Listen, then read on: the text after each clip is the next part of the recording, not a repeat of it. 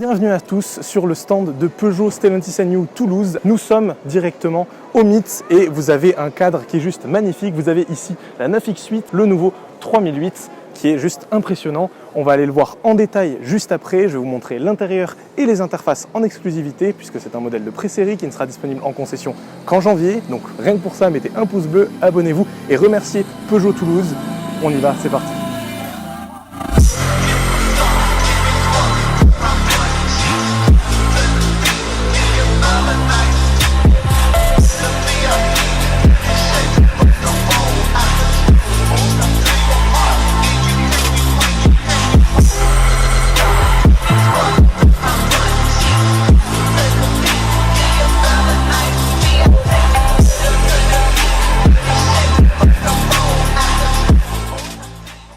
Voici maintenant le côté de ce nouveau 3008. Et il y a quand même quelques changements par rapport à l'ancien.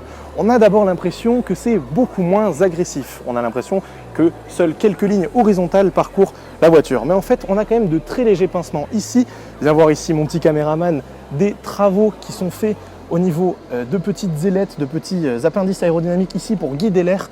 C'est tout en subtilité. En fait, sur ce 3008, vous avez un pavillon fuyant qui ne fuit qu'après la vitre arrière des portières arrière pour permettre une meilleure habitabilité. Vous avez quand même un travail ici au niveau des épaules et surtout, regarde-moi ça ici, on a un laquage en fait qui est fait. Ça commence à se faire de plus en plus à la concurrence aussi, ce qui permet de ne plus avoir ces plastiques bruts horribles. Si jamais en plus on l'accroche, on a juste à repeindre, on n'a pas à changer toute la pièce. C'est vraiment beaucoup mieux.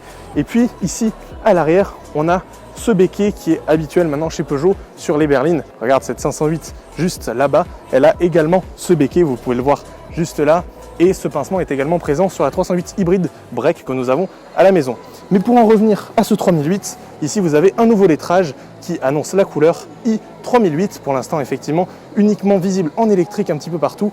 Ce lettrage Peugeot et ce bandeau noir laqué qui joint ces deux feux que l'on a eu la chance de voir allumer tout à l'heure. Je vous mettrai des petits plans et qui renferment donc les trois griffes inclinées de Peugeot qui sont toujours très travaillées. Vous le verrez ici, petit logo Peugeot. Et puis on appréciera quand même si le boudin est très présent, tout aussi présent que sur la 408. Ici vous le voyez, il est noir laqué. Les catadioptres sont beaucoup plus chouettes. Vous savez que je suis un malade des catadioptres. Et ici vous avez une partie aluminium un peu chromée. D'ailleurs on sent que c'est quand même de l'alu, ça a l'air en tout cas. Donc c'est assez qualitatif. Vous savez que Peugeot adore être clivant au niveau des jantes. Vous avez un travail qui est totalement dans l'horizontalité en fait. Alors évidemment il y a quelques défauts puisque c'est un véhicule de pré-série encore une fois, je le rappelle, mais c'est des jantes de 20 pouces, c'est très grand et ça permet vraiment de remplir complètement ce passage de roue. Franchement quand on regarde ce 3008 complètement de côté, viens voir, regarde, si on s'éloigne, c'est très chouette. On n'a pas l'impression d'avoir de petits trous, tout semble être dirigé vers l'arrière qui se relève légèrement avec ce béquet mais qui redescend ici. Et d'ailleurs, regarde ici, on va voir ma main, on a un travail aérodynamique qui est juste fou sur cette voiture pour permettre un CX de qualité puisque certes on aura une grosse batterie électrique mais on aura surtout 700 km d'autonomie avec une batterie plus petite qu'un Lotus Eletre par exemple qui n'en fait que 400 avec cette batterie. Donc ça prouve que les ingénieurs Peugeot ont vraiment travaillé sur l'efficience des moteurs, des batteries et sur l'aérodynamique. Maintenant on va pouvoir passer à l'avant, toujours ce petit logo Peugeot sur les ailes, sur les versions les plus haut de gamme évidemment, mais à l'avant de ce 3008 vous avez ce bandeau qui relie également les deux feux qui ont migré beaucoup plus haut qu'avant.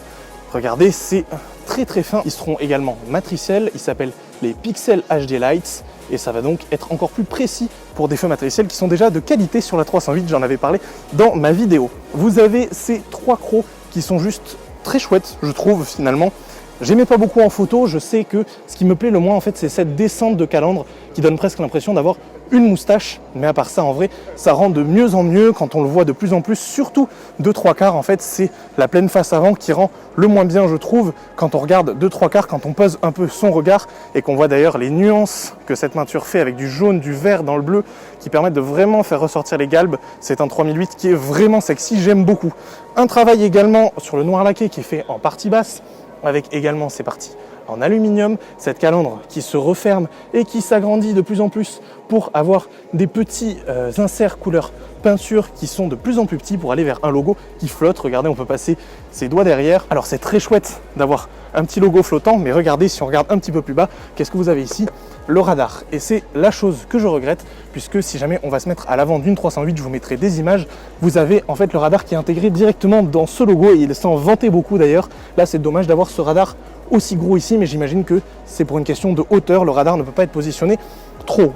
Nous voici donc à l'intérieur de ce nouveau 3008 et je remercie grandement Peugeot Stellantis NU Toulouse qui me l'a démarré et qui m'a permis de vous montrer réellement en détail, sous toutes ses coutures et dans son plus beau jour, cet intérieur, puisque normalement, évidemment, sur le salon, le véhicule est éteint. Je vais donc pouvoir vous en faire un petit tour et vous montrer rapidement l'interface. Avant tout, je tiens quand même à rappeler que c'est un véhicule de pré-série qui sortira réellement en janvier. Donc, il y aura des petits défauts d'interface, des petits défauts logiciels, parfois des petits défauts d'ajustement, mais c'est normal. Et je vais quand même vous montrer ça en détail. Malgré tout, on est quand même sur du très très haut niveau. Regardez-moi ce matériau qui se rétroéclaire, qui réfléchit directement la lumière et qui passe même derrière ici, sous l'écran, pour vous proposer un éclairage d'ambiance absolument spectaculaire, sans en faire trop, c'est absolument superbe. Ici, vous avez cet écran de 21 pouces. Quand je dis 21 pouces, c'est pas 12 plus je ne sais pas combien parce que je suis nul en maths. Non, non, c'est réellement un écran de 21 pouces tout le long. Vous pouvez le voir, il n'y a juste pas de séparation. Et ça, c'est l'une des premières marques à le faire dans l'automobile. Normalement, même Mercedes, etc., BMW, il y a une séparation ici. Là, ce n'est pas le cas. Et vous retrouvez une interface comme la 308, la nouvelle interface, qui a été modernisée un petit peu ici au niveau des polices et des graphiques. Plus d'effet 3D, en revanche, quand même cet effet waouh avec ce grand écran qui vraiment prend toute la place, qui est incurvée et qui n'empêche pas de voir la route, puisqu'on la voit très très bien. Ici, vous êtes à hauteur d'yeux et qui ne sont pas gênés par le volant. Pourtant, le volant est très bien réglé. Regardez, il ne frotte pas mes genoux. Poursuivons rapidement sur la qualité de cet intérieur. Vous avez les commodos qui ont été refaits, les palettes qui ont été retravaillées. Ici, les boutons, on va y revenir. Une toute nouvelle console centrale et les high toggles qui sont bien connus avec le levier de vitesse qui a migré du centre jusqu'à côté du volant. Ici, vous avez donc les high toggles qui vous permettent de piloter le système de ce nouveau 3008 qui a été donc complètement modernisé. En fait, vous avez des nouvelles petites animations. Voilà, après, je ne vais pas trop faire l'idiot avec parce que c'est de la pré-série comme je l'ai dit. Vous avez ici la possibilité de montrer les différents affichages. Voilà, donc c'est un petit peu nouveau. La navigation a été améliorée. Mais voilà, vous voyez ici les jauges d'autonomie, charge, éco, power, etc. Et sur le volant, vous avez ces tout nouveaux boutons. Bon. Là, on a un sujet qui fâche. Je sais très bien ce qui va se passer. On va aller se moquer de moi dans les commentaires et me dire « Ah, Blad, voici enfin une marque que tu appréciais de tant qui vient de se mettre au bouton tactile sur le volant que tu détestais et raison pour laquelle tu as incendié Volkswagen, raison pour laquelle ils ne veulent plus faire de vidéos avec toi. » Eh bien, regardez, en fait, ce ne sont pas des boutons tactiles. J'ai beau les frotter, regardez, je vous montre, il ne se passe rien. En fait, j'appuie réellement sur les boutons parce que c'est des réels boutons qui sont cachés sous un panneau en fait entièrement en laqué. Ici c'est le cas également et c'est même le cas ici sur la console centrale. Ce sont des boutons cliquables, vous le voyez, ça s'enfonce quand j'appuie et en fait ce qui fait que vous n'allez rien déclencher juste en touchant ou en passant vos mains en faisant une manœuvre, contrairement à d'autres véhicules, d'autres marques. Et ça c'est chouette, on a donc cet aspect lisse premium de l'absence de boutons tout en ayant quand même le feeling des vrais boutons, pas un retour haptique, et également les bons points des boutons, c'est-à-dire pas d'activation involontaire.